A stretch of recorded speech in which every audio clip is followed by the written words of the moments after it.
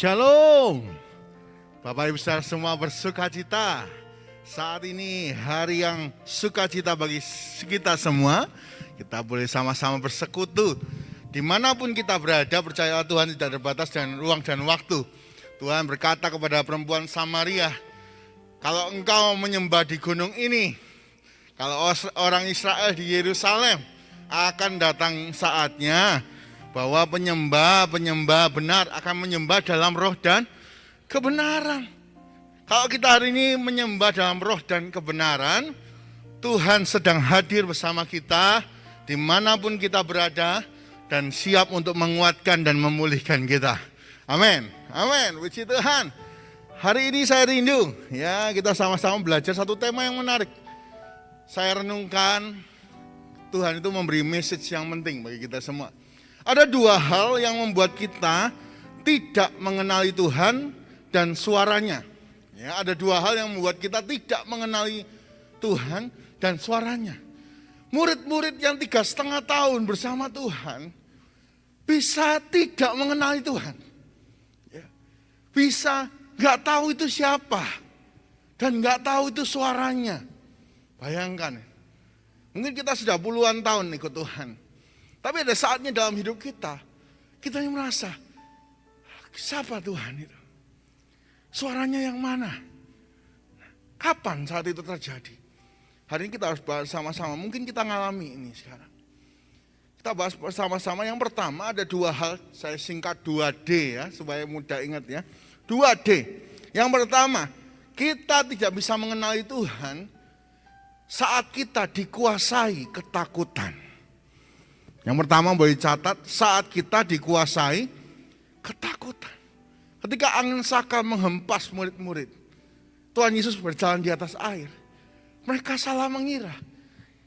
Dari itu Tuhan jadi itu hantu. Bisa salah kenal sama Tuhan. Saat dikuasai ketakutan. Apakah hari ini kita sedang dikuasai oleh ketakutan? Dalam Matius 14, 24 dan 27 sampai 27, kisah ini diceritakan. Ya. Kita baca sama-sama ya. Matius 14, 24 sampai 27. Saya bacakan buat Bapak Ibu Saudara semuanya. 24. Perahu murid-muridnya sudah beberapa mil jauhnya dari pantai dan diombang-ambingkan gelombang karena angin saka. Boleh digarisbawahi kata diombang-ambingkan. Ya. 25. Kira-kira jam 3 malam datanglah Tuhan Yesus kepada mereka berjalan di atas air. 26. Ketika murid-muridnya melihat dia berjalan di atas air, mereka terkejut dan berseru, itu hantu. Lalu mereka berteriak-teriak karena dikuasai ketakutan. Mereka ngomong hantu. Ya, 27. Lalu apa kata Tuhan? Tetapi segera Tuhan Yesus berkata kepada mereka, tenanglah, aku ini, jangan takut. Katakan sama-sama, tenanglah, aku ini, jangan takut. 1, 2, 3, tenanglah, aku ini, jangan takut. Mungkin keadaan kita seperti ini, ya, boleh diklik. Mungkin kita sedang takut. Kenapa? Karena kita sedang diombang-ambingkan keadaan. Seperti murid-murid. Kapalnya terombang-ambing, diombang-ambingkan. Mungkin kita bingung hari ini diombang-ambingkan. Pak, PPKM lanjut apa enggak? Pak, kerjaan saya gimana? Pak, ini sampai kapan ini? Ya, kayak gini keadaannya sampai kapan? Nah, diombang-ambingkan kayak murid-murid. Mereka diterpa angin saka. Ya, kita mungkin takut masa depan. Murid-murid gak bisa lihat daratan. Ingat Bapak Ibu Saudara, bahwa kalau dalam badai gak bisa lihat daratan, itu artinya gak tahu jalan. Kita mungkin merasa gini, gak tahu, mau kemana ini bingung.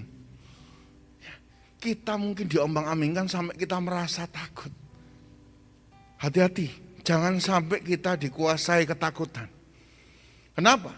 Karena kalau kita dikuasai ketakutan, kita akan salah mengerti Tuhan. Tidak mengenali Tuhan.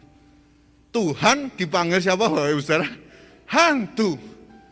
Tuhan maksudnya baik, jadi pikirannya kita jahat. Loh, Tuhan kenapa sih bawa saya seperti ini? Padahal Tuhan maksudnya baik loh. tapi kita merasa kecewa sama Tuhan. Ya. Tuhan maksudnya mendidik, menguatkan, membuat kita jadi seorang yang luar biasa. Seperti Raja Wali yang terbang semakin tinggi. Tapi kita salah mengerti. Kapan murid-murid tidak mengenali Tuhan dan suaranya? Yang pertama, ketika dikuasai ketakutan. Maka itu Tuhan dengan jelas berkata kepada murid-muridnya, dan hari ini berkata kepada kita semua, tenanglah, aku ini jangan takut. Bapak Ibu Saudara, kata tenanglah dalam bahasa Yunani menggunakan kata tarseo. Ya, boleh tampilkan slide ya. Tarseo yang artinya adalah percayalah, kuatkanlah hatimu. Tuhan ngomong hari ini, tenanglah, percaya, kuatkan hati kita. Diombang-ambingkan, tetap kuatkan hati kita. Aku ini, jangan takut. Coba katakan, tepuk dadanya sama-sama, ngomong sama dirinya ya. Tenanglah, aku ini, kata Tuhan, jangan takut. Ya, 1, 2, 3. Tenanglah, aku ini, kata Tuhan, jangan takut. Sekali lagi, ya. 1, 2, 3. Tenanglah, aku ini, kata Tuhan, jangan takut. Silakan ketik di live chat YouTube ataupun sedang live di Instagram GBT Makassar. Ayo kita semua sadar, waktu kita diombang-ambingkan, jangan sampai nggak kenali Tuhan. Tuhan ngomong sama kita, tenang, aku ini loh, jangan takut. Apa maksudnya Tuhan berkata seperti itu? Maksudnya Tuhan ingin menjadikan pribadinya pegangan hidup kita. Aku ini, jangan takut.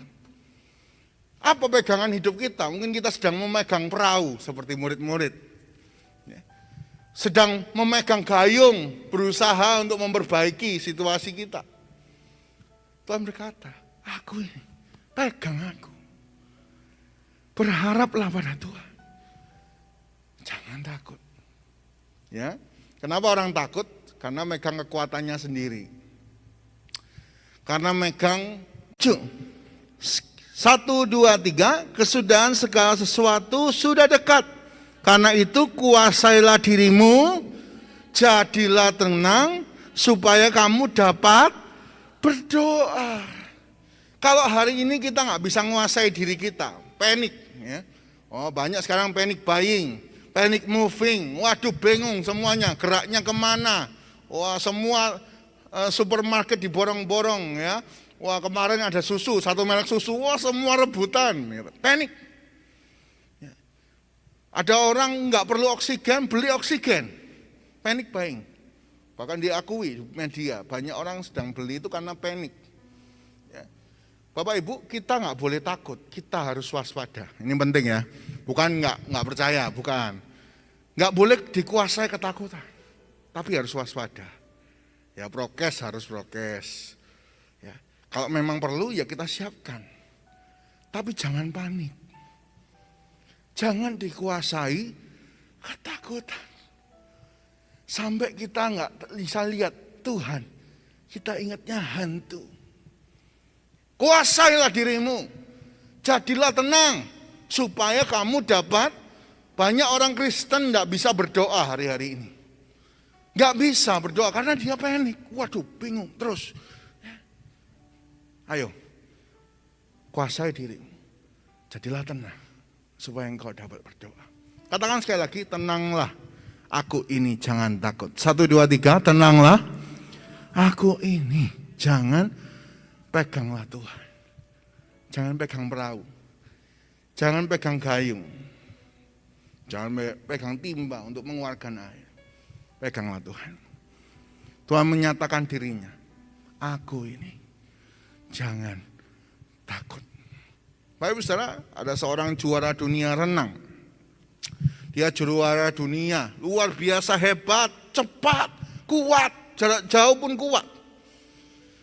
Satu kali dia berada di pinggir kolam renang. Setelah dia berenang, sudah selesai, dia di pinggir kolam renang. Tiba-tiba di kolam renang ada yang minta tolong, mau tenggelam. Ya.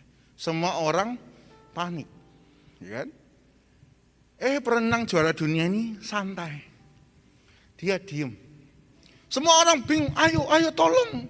Juara dunia, ayo tolong. Dia diem. Yang teriak-teriak, wah gerak terus. Akhirnya mulai lemas. Tolongnya mulai pelan, tolong. Di saat itu perenang juara dunia lompat ke air. Memeluk orang itu. Lalu diselamatkan ke pinggir. Setelah diangkat, dikeluarkan air dari pernafasannya. Bangun. Selamat. Semua orang tanya, kenapa kok nggak dari tadi ditolong? Kenapa kok harus nunggu? Dia nggak punya kekuatan. Perenang juara dunia ini cuma ngomong, aku akan nolong kalau orangnya tenang. Kalau orangnya nggak tenang, aku tolong, dia akan memegang semua alat renangku, organ renang, tangannya dipegang semua, kakinya dipegang semua, sama-sama tenggelam. Tunggu tenang dulu, baru aku akan nolong. Tangkap sesuatu, saudara. Tuhan sedang nunggu kita tenang loh.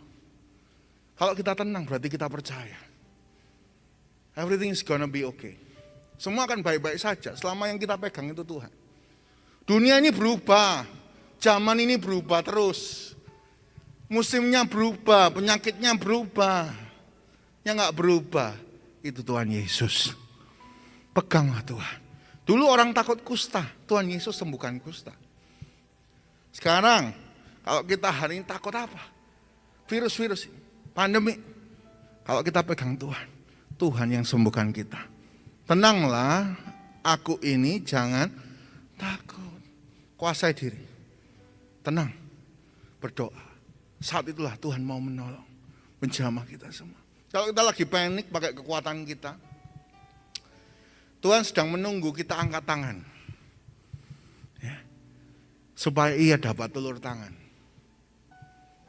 Kalau kita masih pakai kekuatan kita, Tuhan berkata, cobalah nak, coba. Dan kita akan menemui banyak kegagalan. Tapi waktu kita percaya, kita angkat tangan. Tuhan turun tangan, menjamah, memulihkan kita semua. Tenanglah, aku ini jangan takut. Yang kedua, yang terakhir, Bapak Ibu Saudara, kapan murid-murid tidak mengenali Tuhan Yesus? Yang pertama ketika mereka dikuasai ketakutan, D yang pertama. D yang kedua, ketika mereka disibukkan dengan urusan perut. Disibukkan dengan urusan perut. Saya bacakan Bapak Ibu Saudara ya. Yohanes 21 ayat 3 sampai 12. Mari ikuti pembacaan ini karena pembacaan ini penting. Ya, ada sesuatu message yang penting untuk kita semua. Yohanes 21 ayat 3 sampai 12 dikatakan di sana, kata Simon Petrus kepada mereka, aku pergi menangkap ikan. Kata mereka kepadanya, kami pergi juga dengan engkau. Maka berangkat lalu naik ke perahu, tetapi malam itu mereka tidak menangkap. Ketika Tuhan Yesus habis disalib, Tuhan Yesus sudah bangkit, sudah bertemu mereka. Mereka kembali menjadi penjala ikan. Memikirkan urusan perutnya. Padahal Tuhan sudah angkat jadi penjala manusia, mereka turun lagi jadi penjala ikan. 4, katakan sana, ketika hari mulai siang, Tuhan Yesus berdiri di pantai. Akan tetapi murid-murid tidak tahu bahwa itu adalah Tuhan Yesus. Mereka nggak mengenali pribadinya dan suaranya. 5, kata Tuhan Yesus kepada mereka, anak-anakku, adakah kamu mempunyai lauk pauk? Jawab mereka, tidak ada. Tuhan Yesus tahu apa jadi prioritas fokus orang-orang ini. Tuhan langsung tanya, ada lauk pauk? Ya. 6, maka kata Tuhan Yesus kepada mereka, tebarkanlah jalamu di sebelah kanan perahu, maka kamu akan peroleh. Lalu mereka menebarkannya dan mereka tidak dapat menariknya karena banyaknya ikan. 7, maka murid yang dikasihi Tuhan Yesus itu berkata kepada Petrus, itu Tuhan. Murid yang dikasihi ini Bapak Ibu Saudara, itu Yohanes. Jadi kalau Yohanes lagi nulis surat Yohanes, Injil Yohanes, dia akan mengatakan dirinya adalah murid yang dikasihi Tuhan. Jadi dia nggak berkata aku atau penulis, enggak. Dia berkata murid yang dikasihi Tuhan, itu maksudnya dirinya. Dia punya hubungan yang spesial. Murid-murid yang lain belum sadar, dia sudah sadar, itu Tuhan. Gitu ya. Tapi awalnya mereka gak kenal semua.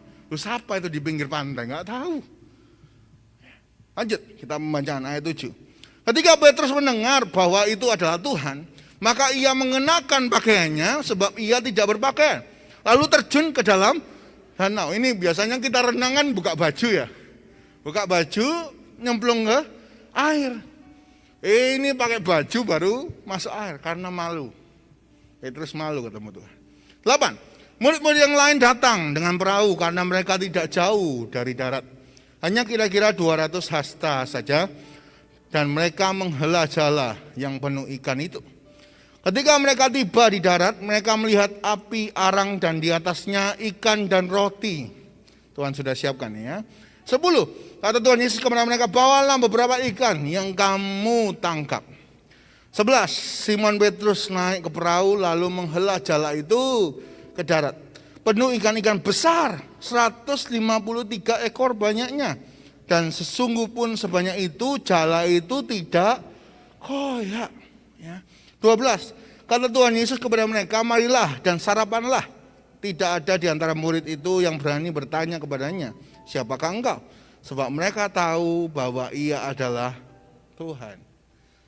Awalnya mereka itu ketemu gak kenal. Bayangkan Bapak Ibu punya murid yang ketemu 3,5 tahun setiap hari, tiba-tiba ketemu kita, gak kenal. Ya. Kenapa mereka gak kenal? Karena mereka disibukkan dengan urusan perut. Bapak Saudara, saya sedang menyiapkan khotbah ini kemarin, saya rundingan sama Tuhan. Tuhan, enggak lebih baik ini kata-kata urusan perut ini diganti aja lah. Urusan dunia, ya kan? Urusan pekerjaan. Karena ini tajam, gitu kan. Tapi Tuhan meyakinkan dalam hati saya, enggak, harus urusan perut. Tuhan Yesus ngomong sendiri, ya, Matius 4 ayat 4. Manusia hidup bukan dari roti saja, tetapi dari setiap firman yang keluar dari mulut Allah. Kalau melakukan firman, jangan tunggu semuanya enak. Tuh, saat ini juga kita harus lakukan firman. Nah, ini penting. Ya, Bapak Ibu, apa artinya manusia hidup bukan dari roti saja, tapi melalui semua yang firman. Ya. Karena waktu kita melakukan firman, kita diberi kehidupan. Ya.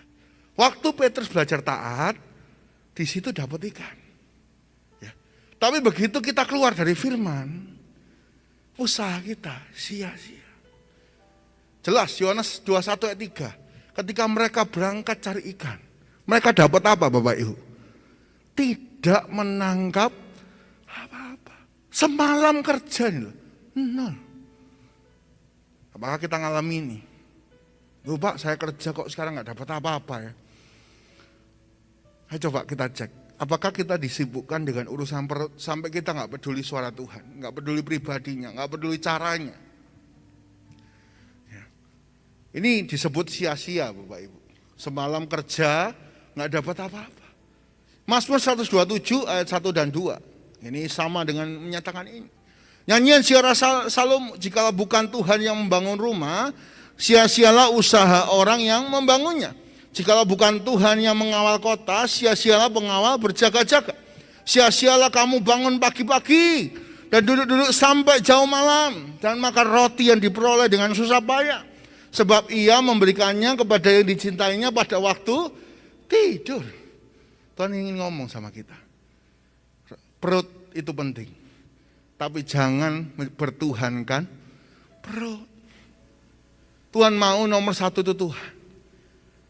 Ingat Tuhan Yesus itu waktu mengatakan itu, Matius 4 ayat 4. Itu sedang puasa 40 hari. Sedang enggak makan. Sedang lapar. Kayak kita hari ini. Ya. Tuhan Yesus mau mengajarkan kita. Prioritaskanlah Tuhan. Jangan disibukkan urusan perut, segala cara digunakan, akan gagal. Akan tidak menangkap apa-apa, sia-sia. Jikalau bukan Tuhan yang membangun rumah, mengawal kota, memberkati kita. sia-sia. Matius 6:33, ayat yang sering kita dengar dan kita hafalkan. Tetapi carilah dahulu kerajaan Allah dan kebenarannya, maka semuanya itu akan ditambahkan. Sekali lagi ini bicara prioritas. Banyak orang sekarang prioritasnya kebalik. Disibukkan cari urusan perut, lupa sama Tuhan. Nah ini hal yang salah. Sampai gak kenal Tuhan. Sampai gak tahu suaranya. Ayo hari ini pesan penting. Jangan disibukkan urusan perut sampai lupa sama Tuhan. Kalau kita menemukan Tuhan, berkat itu datang sendiri saat kita taat. Nah, kita kembali ke ayat tadi. Nah, saya mau baca sekali lagi Yohanes 21 ayat 11. Tangkap ini Bapak Ibu Saudara. Simon Petrus naik ke perahu lalu menghela jala itu ke darat. Ini setelah Tuhan perintahkan. Penuh ikan-ikan besar, 153 ekor banyaknya. Dan sungguh pun sebanyak itu jala itu tidak koyak. Danaunya sama enggak Bapak Ibu Saudara? Sama mereka kemarin kerja. Caranya sama enggak? Sama, mereka enggak berubah jadi pakai pukat atau pakai pancing, mereka enggak berubah, pakai jala yang sama. Tapi ketika mereka taat, tadi yang kosong jala itu penuh dengan ikan. Tangkap ini Bapak Ibu. Jadi saya mau katakan ya, slide-nya boleh tampilkan. Jadi masalahnya itu bukan pada pekerjaannya. Masalahnya itu bukan pada di mana kita bekerja. Tapi kita taat firman apa tidak. Sekali lagi. Masalahnya bukan pada di mana kita kerja. Apa kerjaan kita. Tapi masalahnya itu kita taat firman atau tidak. Danaunya sama. Begitu kita fokus sama perut, lupa sama Tuhan, kita nggak dapat apa-apa. Itu sia-sia. Dikatakan di ayat tadi, Yohanes 21 ayat 11, ikannya besar-besar 153 ekor, tapi jala itu tidak koyak. Berarti biasanya apa Bapak Ibu? Biasanya koyak. Biasanya kalau kena ikan sebanyak itu, jala itu koyak, robek, semua hilang, sia-sia. Tapi dibuat Tuhan, sanggup. Mungkin hari ini kita merasa, aku gak sanggup. Mungkin environment kita, alat kita terbatas. Tapi Tuhan itu sanggup membuat kita gak sia-sia. Sanggup memberkati kita. Yang percaya beri tepuk tangan yang terbaik buat Tuhan. Tangkap ini ya, kapan murid-murid gak kenal Tuhan? Waktu disibukkan urusan perut. Lebih daripada urusan Tuhan. Mereka gak nyari Tuhan loh. Padahal Tuhan ayat sebelumnya, Yohanes 20, mereka itu udah ketemu Tuhan. Malah mereka nyari urusan perut, gak cari Tuhan. Hari ini dimanapun kita berada, jangan sampai kita lupa cari Tuhan. Tuhan itu nomor 1 dalam hidup kita.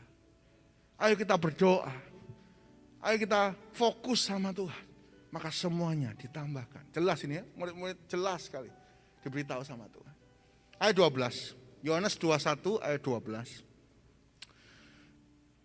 Dikatakan di sana, maka Tuhan Yesus berkata kepada mereka, ya, marilah dan sarapanlah. Di situ kasih stabilo. Urusan perut Tuhan tetap peduli. Mereka masih dikasih makan. Tenang Bapak Ibu Saudara, yang masalah itu bukan kita gak boleh makan. Oh kita gak boleh berhasil, bukan. Tapi prioritas hidup kita.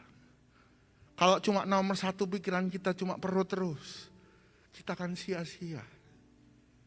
Tapi ketika kita memprioritaskan Tuhan, berkat itu datang sendiri. Saat kita taat, kerjaannya sama, tempatnya sama, berkatnya beda. Berkatnya besar dan kita sanggup menanggungnya. Beri tepuk tangan yang terbaik buat Tuhan Yesus.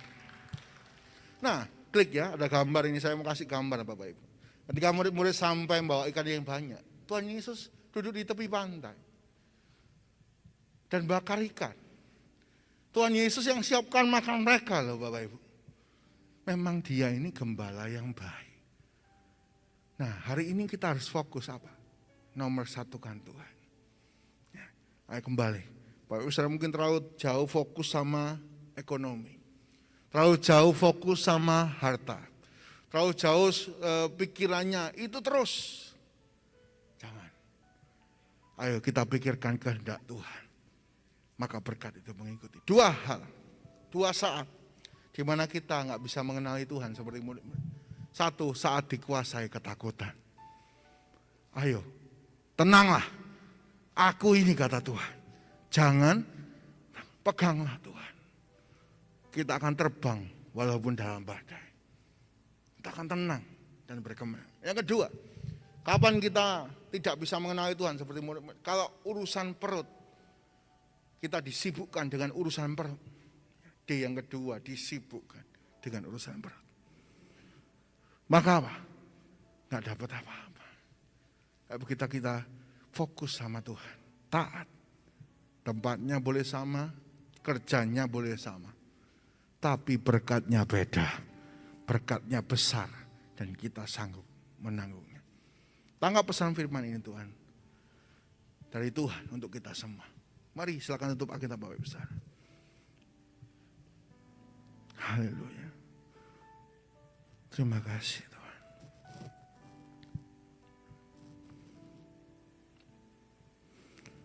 Jalanmu tak terselami,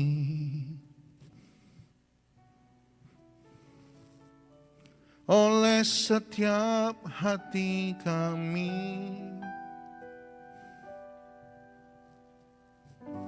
Namun satu hal ku percaya,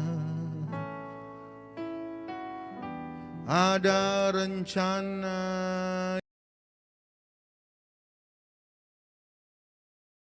yang indah, tiada terduga kasih-Mu,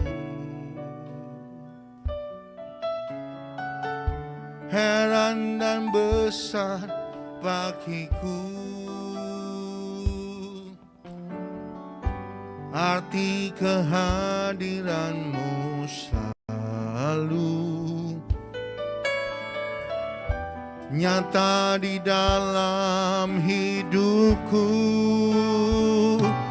Penyertaan-Mu sempurna, rancangan-Mu penuh damai, aman dan sejahtera walau di tengah badai. Ingin ku selalu bersama, rasakan keindahan, arti kehadiran-Mu Tuhan. Mari katakan, jalan-Mu tak terselami Tuhan.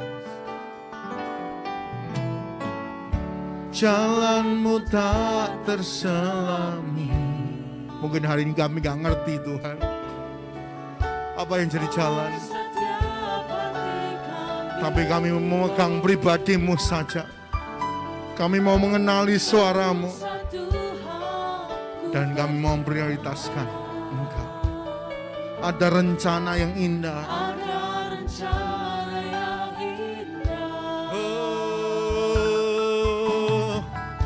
tiada terduga kasih-Mu, heran dan besar bagiku, arti kehadiran-Mu selalu nyata di dalam hidupku. Penyertaan-Mu rancangan-Mu penuh damai, aman dan sejahtera walau di tengah badai. Ingin ku selalu bersama, rasakan keindahan, arti kehadiran. Mari katakan, penyertaan-Mu sempurna Tuhan. Bila kami mengandalkan